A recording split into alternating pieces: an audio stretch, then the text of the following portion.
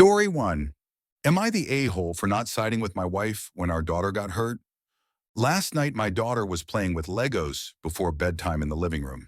This morning, when our daughter woke up, she walked onto the living room rug and suddenly began crying out, hopping on one foot. It was still early morning, and we all were a bit groggy. Our daughter hopped to her mom looking for comfort. Instead of consoling her, my wife kept insisting she wasn't hurt, saying she just tripped on the rug. Our daughter kept saying she stepped on something, but my wife kept disregarding it.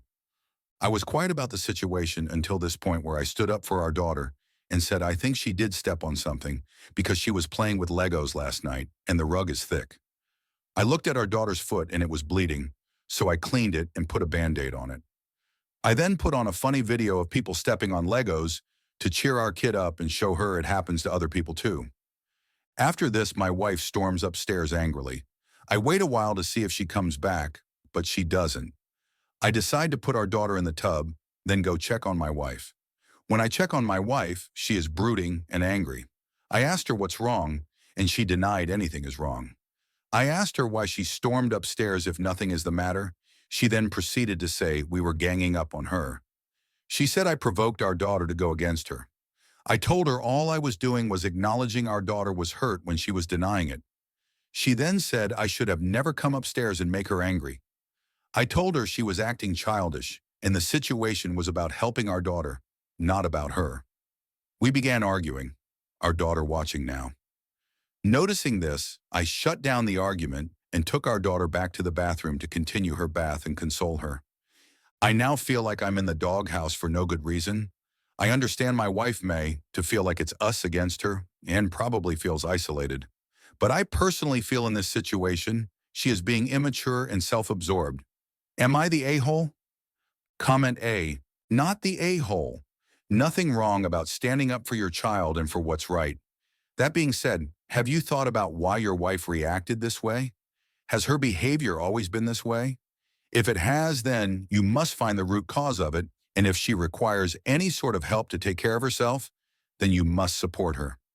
Your wife's way of bottling her emotions and then having an outburst is going to affect your daughter negatively. She will see mom bottling up her emotions and thinking it is okay to do so. Please let her know that this is not okay. Teach her that it is never okay to keep your feelings bottled up. Use this as an opportunity to teach her about sharing her feelings and emotions. Thank you for the thoughtful response. This is the first outburst we've had in a while. My wife has always been an emotionally sensitive person. I notice she has the tendency to victimize herself in tense situations. Comment B, as you describe. I don't understand your wife either. I mean, your daughter was literally bleeding. I suppose I can understand if your wife was thinking that your daughter was flopping like a European footballer. It can happen that a kid tries to exaggerate being hurt for attention. However, when blood has entered the scene, it kind of bears some attention. Feels like your wife realizes the mistake, but is doubling down to win. She's being an a-hole, not the a-hole. I did raise my eyebrow a bit at you leaving your daughter in the tub by herself, but then again, I don't know how old she is, so that could be just fine. I wanted to keep things vague, but she is 5. We are teaching her a little independence and about personal privacy, so she is able to bathe with limited supervision. Comment C, not the a-hole. Your wife cared more about being right, even to the point of being upset she wasn't. She viewed the whole thing through a lens of hurt, pride, and ego, not of concern for your daughter, and so she couldn't even see how you were handling the situation so as to look after and comfort your daughter. This kind of thing shouldn't be enabled by you going along with being in the doghouse. She was wrong. Your daughter was hurt, and you took care of that. It wasn't a plot to show your wife up. That's the line you need to hold with her. Comment D. My mom literally accused me of trying to tear her and my father apart when I was like 15. This is because he defended me when I was struggling with the beginning stages of psychosis, stopping her from yelling at me, which only made it worse, and gently calming me down and trying to figure out what was wrong. Every time I had any issue and my dad comforted me, my mom would be jealous. She accused me of manipulating my dad against her. All I ever did was tell my dad that the way mom treated him wasn't very nice. She'd constantly insult him and his interests, nag and belittle him. Complained that he didn't help out more when he was doing 90% of housework, did the finances and maintenance. Unfortunately, my mom never got better, and they are still together. OP. Am not saying your wife is like my mom, but this may be a warning sign that things could get worse. She needs to work through her jealousy and victimization. Your daughter was literally bleeding, and the first thought your wife had was to minimize her pain and make herself the victim. Just because you love your daughter doesn't mean the daughter is replacing your wife or hogging all your love and care. Not the a-hole. I'm sorry for your experience. In my deepest fears, I worry about that for us as well. I take care of the majority of the responsibilities. Bills, mortgage, housework too. I think for my wife and maybe your mother, it's a form of depression. It just gets real difficult when one side cannot see things any other way. Story 2. Am I the a-hole for telling my mom she should stay with me, postpartum, instead of going to see my sister-in-law, who is also due soon? So I come from a culture where it is common for the woman's mother to stay with her and assist her during the end of pregnancy, the birth, and the first few weeks after the baby's born until she fully recovers and is able to care for the baby unassisted. My mom has always talked about wanting to do this for me. This is my first pregnancy, so while I am very nervous when I announced it, I knew my mom was looking forward to helping me through this phase, as I am her only daughter. My brother and sister-in-law already have one child, and she found out she was pregnant with her second and was due soon after me. My sister-in-law and I have a great relationship, and when she had her first child, she chose to have it in our home country, where her parents are. She had the same support from her own mother at the time, and even extra support from other relatives, including my mom. Although I live in the US, I went to visit her and help in any way I could because she felt that was important. I did too. Since then, she and my brother have moved to the US for career reasons. Me, brother, and sister-in-law are all citizens, but all of our parents live in our home country. They decided to stay in the US to have their second child. We are both due soon, and unfortunately, her parents had some visa processing issues and cannot come in time for the delivery or shortly after. My mom, however, got approved and was planning to stay with me, as we had discussed before. My brother asked my mom the other day if she could come help my sister-in-law out for the delivery as her parents could not make it, and she is expected to deliver 1 to 2 weeks after me. When she told me under the assumption I would have already delivered by then, told her that I think it makes sense for her to fly out briefly for the delivery and the initial nights, but that she should come back soon after. When my sister-in-law heard this, she was upset and said that she doesn't have any family here, and my mom was the only family she had, and that she should at least be able to stay for the same 1 to 2 weeks that she is expected to help me out postpartum before my sister-in-law's due date. I countered by saying that I feel awful that her parents couldn't make it in time, and that's why I'm fine with my mother leaving for a few days to help her out, but that this is my first pregnancy, and I always thought my mom would be there, in the way that we have always wanted, and that at the very least she has been around the block before. Now, my mom doesn't know what to do, and I think she feels guilty. She has a good relationship with both me and sister-in-law and doesn't want to upset anyone. I don't know if I'm being selfish here, so am I the a-hole? Comment A. Not the a-hole. I don't think a lot of people on this sub are going to get the cultural aspect. My mom still talks about how her mom stayed with her, and my dad, she'd wake up when I cried, change me, clean me up, and take me to my mom for feeding, then put me back in the crib for her to maximize her sleep, and handled all the cooking, and just generally nurtured her, and me by extension.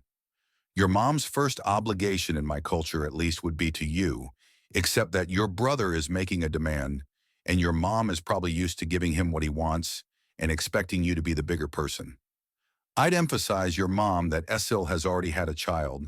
She has parents of her own, and it's not right that you shouldn't get the benefit of your mom when you need her more than ever. There aren't a lot of perks in my culture for women, but mom helping with a new baby? That's one of the very few. The cultural aspect is really important here. A lot of people might not understand how much that support means, especially during the first pregnancy. It's not about who's been through it before. It's about being there when it matters most. Comment B, not the a-hole. This is your first pregnancy. This is sister-in-law's second. You should take priority on this alone. Not because hers is any less important, but because you're about to be a brand new mom, Sister-in-law has a baby. She has some idea as to what to expect, etc. Comment C, not the a-hole. They're close, but she's your mom, and you're also close with her. It's sad that her family had visa issues, but your brother can manage. They also have been through this before, and she was able to experience that level of care from her parents that you're asking for. I think your mother should stay with you, as planned, and that it was your brother and sister-in-law who have put her in an unfair position. Comment D. I also come from a culture where it is common for girls to go to their mother's house for delivery and up to 6 weeks after. Your plans with your mother are yours, and no one can predict delivery. How long would you be okay with her staying? 2 weeks? 3 weeks? A month? Once you decide how long you would like her with you, she can then go help out your brother. 2 kids is a lot for anyone, including postpartum mothers. I really hope your brother takes a few weeks off. You also do not mention your mother-in-law? Would they come visit too? I know mine did, and if I ever have another kid, I'm telling them to come weeks later. Yes, my brother is planning to take time off to help out. As for how long my mom will be here, we haven't decided yet and are going back and forth. There are a lot of variables and potential complications with childbirth, and in some cases, I may be fine after 2-3 weeks, and in others, it may take over a month. We are trying to figure out the best case scenario for everyone in that regard. As for my mother-in-law, while we have a decent relationship, I don't necessarily feel comfortable asking her for the same things as I would my own mom. My mom and sister-in-law definitely have a better relationship than I have with my mother-in-law. For these reasons, while we have discussed her visiting, she would not be a major support figure in the arrangement, and thankfully, she is quite understanding of that. Story 3.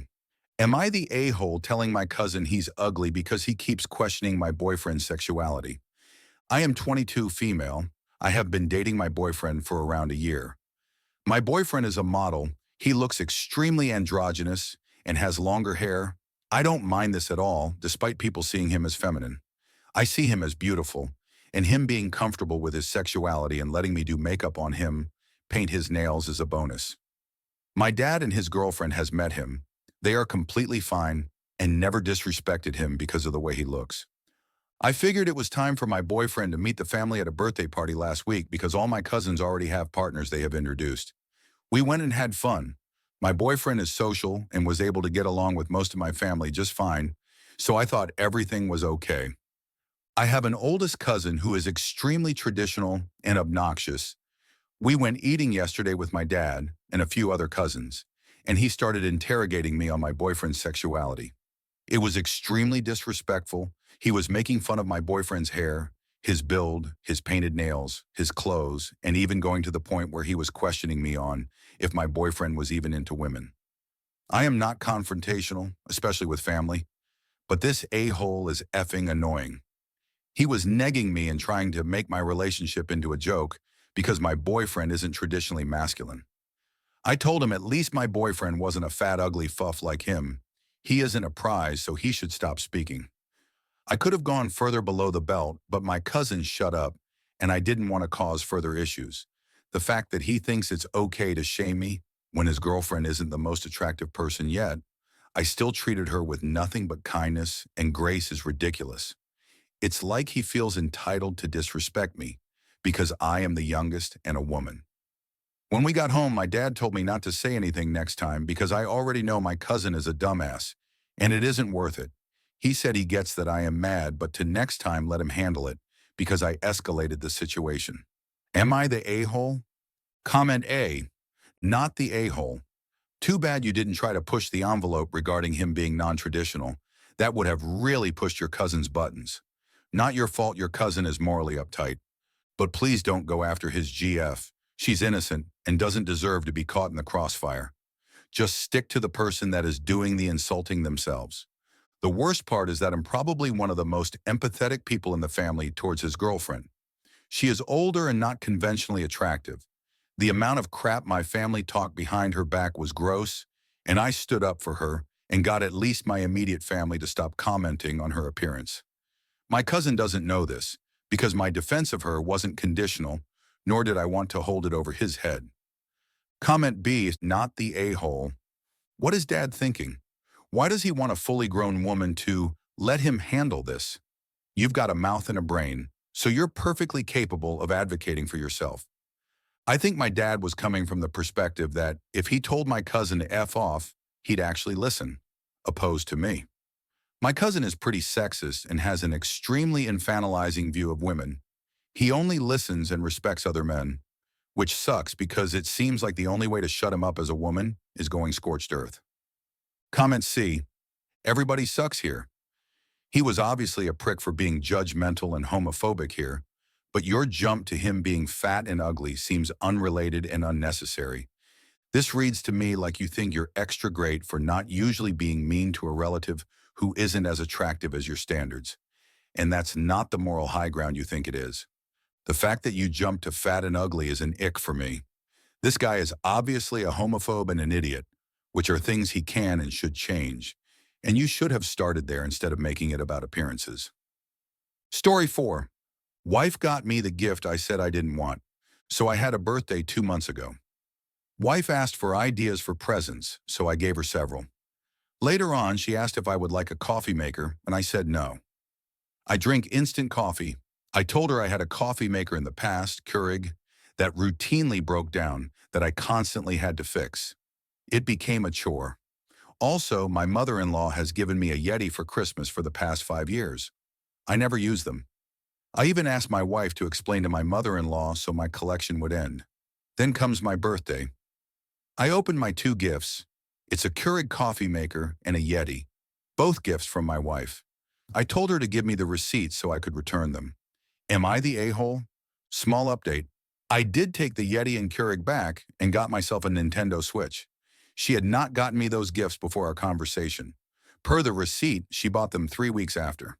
We definitely do have some marital issues. We actually will have our first couples therapy in about 3 weeks. I'm really hoping it helps. Comment A. You said you didn't want it and she still got it? That's just weird. She either wants it herself or got it free somehow. Comment B. Not the a-hole. Return what she gave you and start returning the Yeti mugs too. Or wrap them up and start giving them back to her. Let us know what she thinks of her cup on Valentine's Day. Comment C. I don't get her reasoning. She asked, you said no and she still bought it, along with the 6th mug you still do not want. Is she just oblivious or does she have some kind of mean streak in her? There are a million gifts she could choose from. So why the 2 things you specifically said you didn't want? It's just a little too mean and inconsiderate to be a coincidence. Definitely not the a-hole, because what she thinks he wants or what she wants to get him is more important than what he actually wants. Or she knows better than him. He says he doesn't want a coffee maker, but he actually does. He just doesn't know it. And he'll change his mind after he opens it. People like this have an image of how the other person is supposed to be, act, and have problems deviating from that image. Comment D for her birthday, hearing aids, and 3 Yetis.